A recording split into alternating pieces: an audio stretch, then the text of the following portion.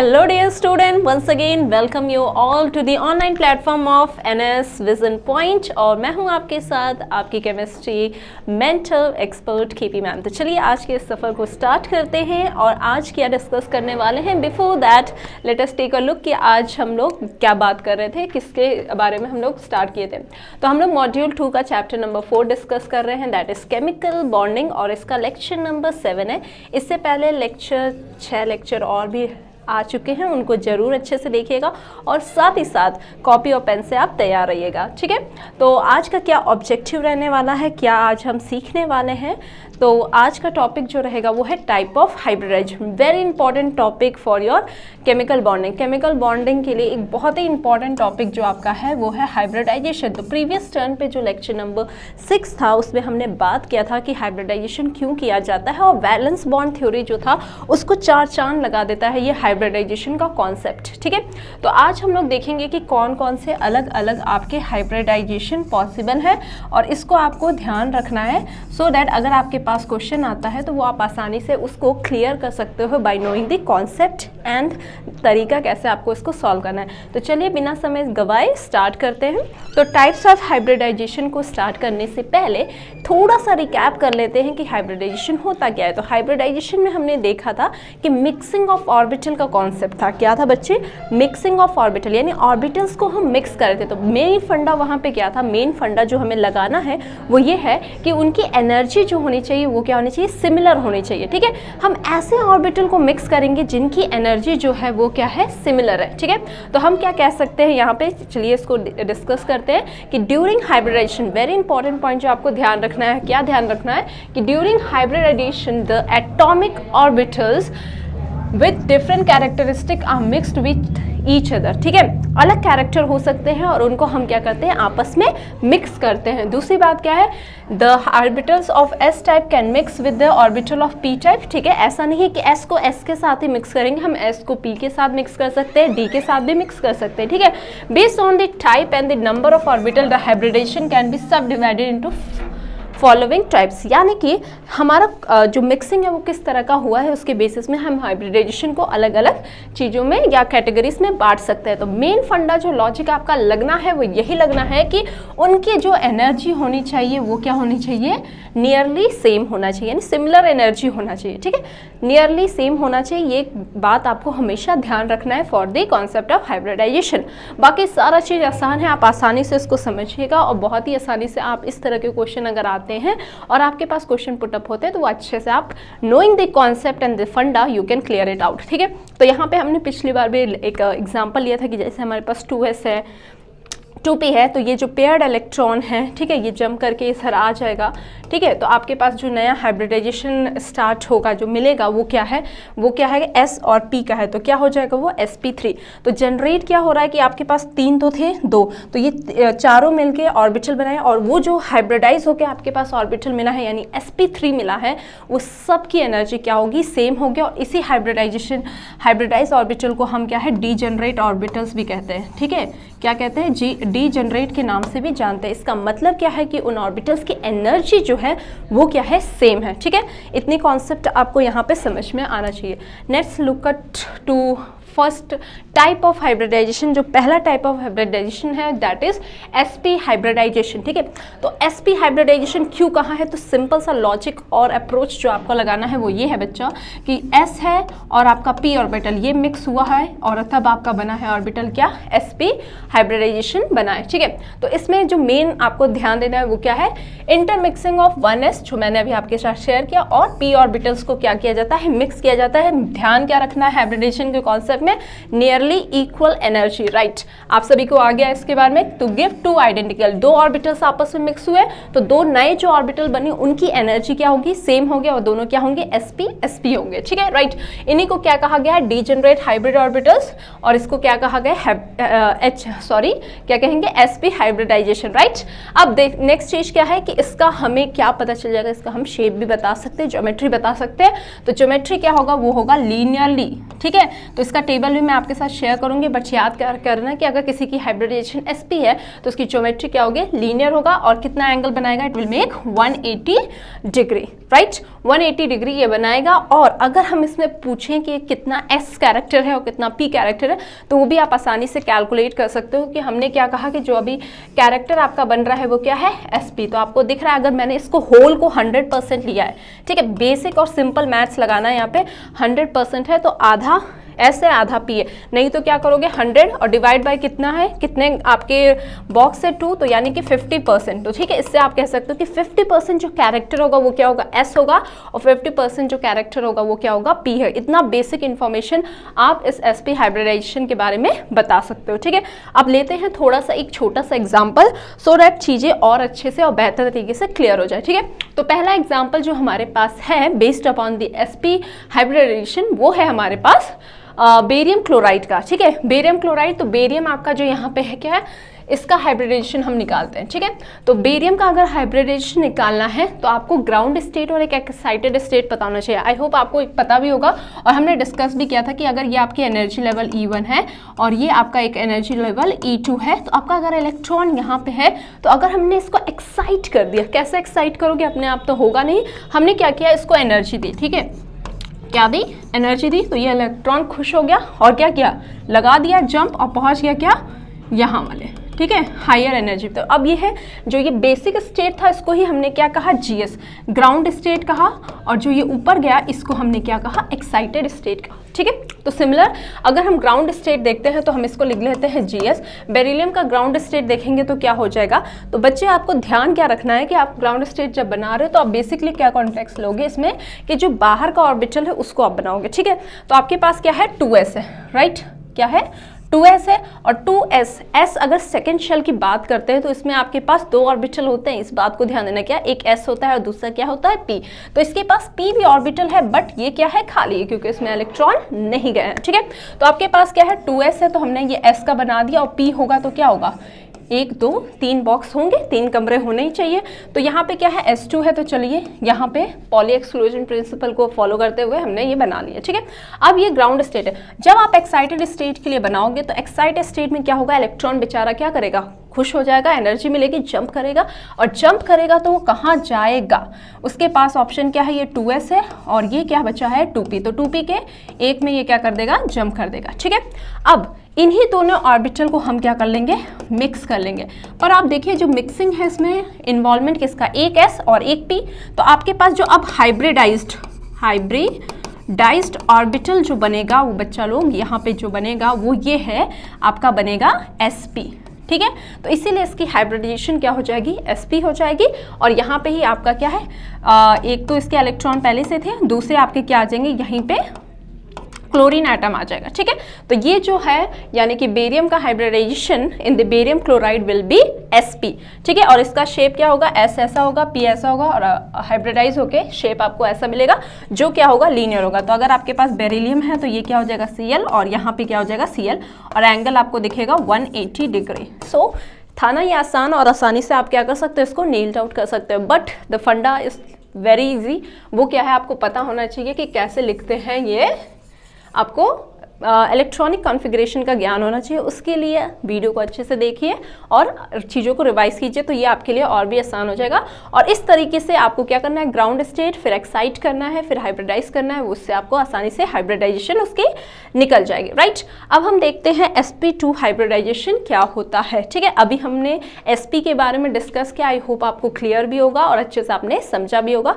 तो कहीं पे भी किसी भी एलिमेंट का, एटम का आपको हाइब्रिडाइजेशन निकालने के लिए बोल दिया गया तो आप आसानी से कैलकुलेट कर सकते हो, ठीक है। नेक्स्ट है व्हाट इज sp2 हाइब्रिडाइजेशन, ठीक है। तो इसमें सिंपल लॉजिक, जो दिमाग में पहले sp2 बोलते ही दिमाग में जो चलना चाहिए वो ये है कि एक s और 2 p का हमें काम है, ठीक है। काम खत्म, किसके लिए, sp2 के लिए, ठीक है। तो यहाँ पे आप देखिए इसमें क्या होता है, इंटरमिक्सिंग ऑफ 1s, राइट, और क्या हो जाएगा 2p, एक s और क्या चाहिए 2p हो जाएगा, तो क्या बन जाएगा sp2 हाइब्रिडाइजेशन बन जाएगा, ठीक है। और बेसिकली कंडीशन क्या होना चाहिए कि नियर अबाउट इक्वल एनर्जी होना चाहिए। और जो हमारे पास sp2 अब बन के तैयार होगा वो कैसा होगा, उन सब की एनर्जी क्या होगी, आइडेंटिकल होगी, और उसी को भी अभी हमने क्या कहा, डीजेनरेट ऑर्बिटल्स के नाम से भी जानते हैं, राइट। तो ये हो गया आपका degenerate orbital and it is known as sp2, ठीक है। क्या कहेंगे इसको, sp2 हाइब्रिडाइजेशन। नाउ अब इसमें क्या है, इसमें इसका जो ज्योमेट्री है वो आपको ध्यान देना है, वो कैसा होगा, ट्राइगोनल प्लेनर होगा, ठीक है। कैसा होगा, ट्राइगोनल प्लेनर होगा, और 120 डिग्री का एंगल यहाँ पे बनेगा। बात करते हैं कैरेक्टर, तो अगर हम देखते हैं तो यहाँ पे हमारे पास जो आ रहा है हाइब्रिडाइजेशन होके, वो क्या आ रहा है, एक S और 2 P आ रहा है, ठीक है।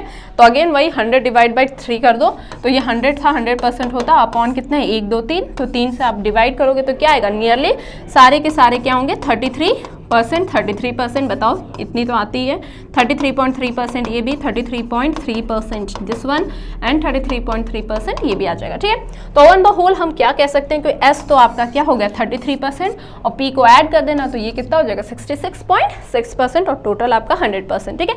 तो इसका मतलब आपने sp2 हाइब्रिडाइजेशन का मेन इंपॉर्टेंट पॉइंट आपने समझ लिया क्या, कि sp2 में एक s ऑर्बिटल और 2 p ऑर्बिटल, और साथ ही साथ जो ज्योमेट्री बनेगी वो ट्रायगोनल प्लेनर बनेगी, और साथ ही साथ s और p का कैरेक्टर क्या है वो आपने समझ लिया, ठीक है। आप समझते हैं इसको और सॉलिड करते हैं, हमने क्या समझा उसको विद अ ब्यूटीफुल एग्जाम्पल। तो एग्जाम्पल क्या है आपके पास है बोरॉन ट्राइक्लोराइड, ठीक है।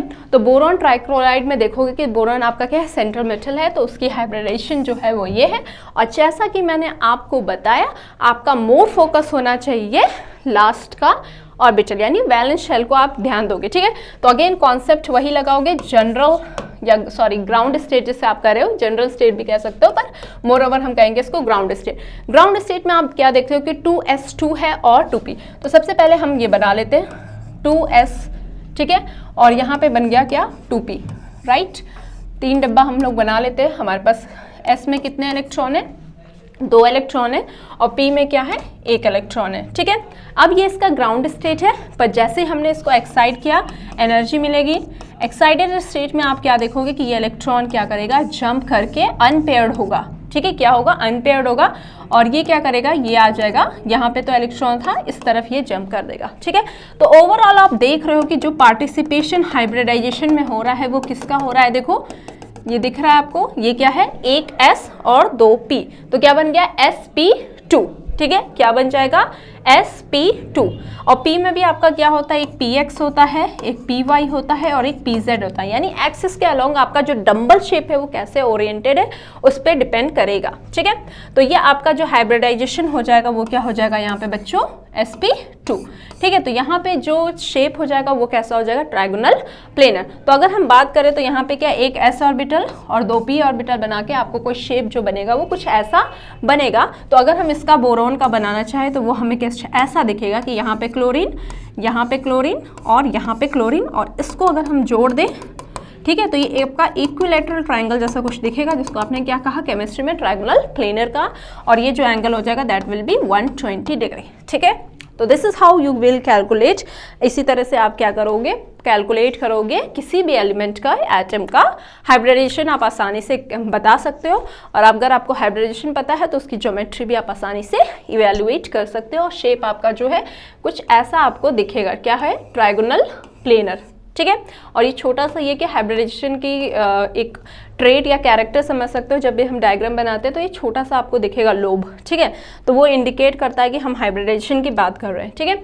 अब हम बात करेंगे sp3 हाइब्रिडाइजेशन। तो अभी सोफार हमने क्या क्या कवर अप किया, हमने बात किया hybridisation sp2 and now we are landing to sp3 में आप बात करेंगे, ठीक है। तो अब तो आप लोगों ने सीख ही लिया होगा क्या 3 चीज़ आपको ध्यान रखना है।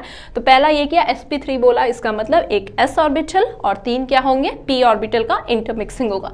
तो वही बात यहाँ पे लिखिए, 1 s ऑर्बिटल 3 p ऑर्बिटल को मिक्स किया है तो हमें क्या मिलेगा, 4 आइडेंटिकल डीजेनरेट हाइब्रिड, ठीक है। 3 p ऑर्बिटल और एक s, 3 को और 3 और 1 को जोड़ोगे कितना होगा, 4। यानी अब जो नया ऑर्बिटल बना है वो sp3 होगा, और चारों की एनर्जी क्या होगी, सेम होगी, जिसको हमने क्या कहा, डीजेनरेट। और जब sp3 होगा तो सबसे ज़्यादा पूछे जाने वाला और सबसे इंपॉर्टेंट अगर आप समझ सकते हो, वो sp3 कहीं ना कहीं टकरा ही जाता है। तो इसका शेप हमें याद रखना है, वो क्या है, टेट्राहेड्रल। कैसा शेप है, टेट्राहेड्रल। और नेक्स्ट जो एंगल है वो क्या है, 109 डिग्री 28 मिनट, और पॉइंट में लिखोगे तो क्या हो जाएगा 109.5 डिग्री। ठीक है, ये इतना एंगल ये बनाएगा। ठीक है, along with each other. Now अब देख लेते हैं कैरेक्टर, तो वही तरीका फाइंड आउट करो कि क्या है आपके पास sp3, तो एक s, 1 2 3 ना, s हो गया, p p p, एक ज़्यादा बन गया, कोई नहीं हम इसको मिटा देंगे। ओ सारा मिट गया, कुछ नहीं। ठीक है, अब हम इसको बना देते हैं, तो ये आपका क्या बन गया sp3, 1 2 3 4। तो आप क्या करोगे 100% डिवाइडेड बाय 4 कमरे, एक का पोर्शन कितना हुआ तो आपको पता है कितना हो जाएगा 25%, और ये कितना हो जाएगा बचा हुआ 75%। ठीक है, 25 सबका।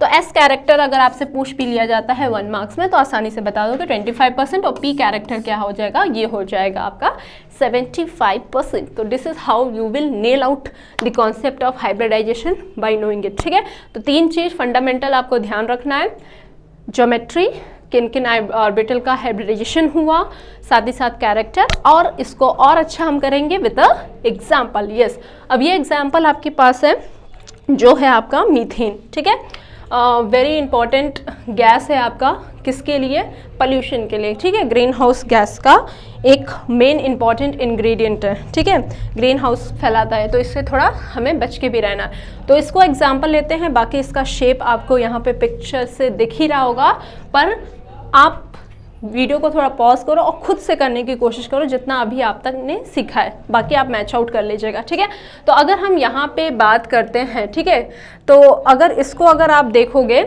तो क्या हो जाएगा, तो ये थोड़ा सा इसको हम लोग सही कर लेते हैं, नाइट्रोजन नहीं होगा, हम कार्बन आइटम लेंगे। ठीक है, तो चलिए कोई नहीं, मीथेन है आपके पास, तो मीथेन का अगर आप बात करते हो तो कार्बन आइटम क्या होता है 6 होता है, तो इसका हम इलेक्ट्रॉनिक कॉन्फ़िगरेशन लिख लेते हैं 1s2 2s2 और 2p क्या हो जाएगा 2 4, और ये क्या हो जाएगा 4। ठीक है, तो ये आपका क्या है, इसका इलेक्ट्रॉनिक कॉन्फ़िगरेशन है।